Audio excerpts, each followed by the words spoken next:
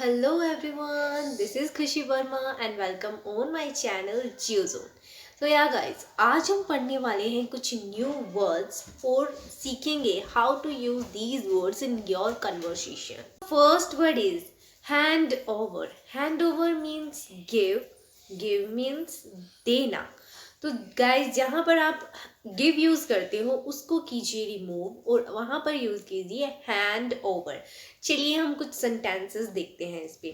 For example, please hand over book, please hand over paper, please hand over file, please hand over eraser, please hand over the cup of T. Second is going. Avoid to use going. Use heading off. For example, I am heading off somewhere. For example, I am heading off to my school. I am heading off to my friend's house. I am heading off to market. And etc. Next is look at this. जिसका मतलब होता है यह देखो. Now remove this word and you should use check this out. For example, check out my new bag, check out my new top, and etc. Please hand over my cup of tea.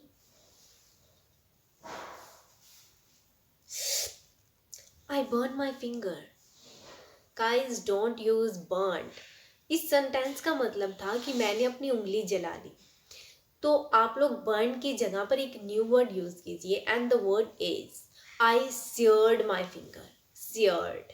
अगर आपकी उंगली जल जाती है किसी चीज से तो आप बोल सकते हो आई seared my finger. I singed my tongue. There is a new word and the word is singed. मैंने अपनी जीभ जला ली. मतलब गलती से ही जलती है, हम जानबूझ के नहीं जलाते हैं. तो वहाँ पर आप ये वर्ड यूज़ कर सकते हैं आई singed my tongue. My feet are chapped. There is a new word and the word is chapped. For example, if your shoes are tight and it hurt your feet, so you can use the word my feet are chapped.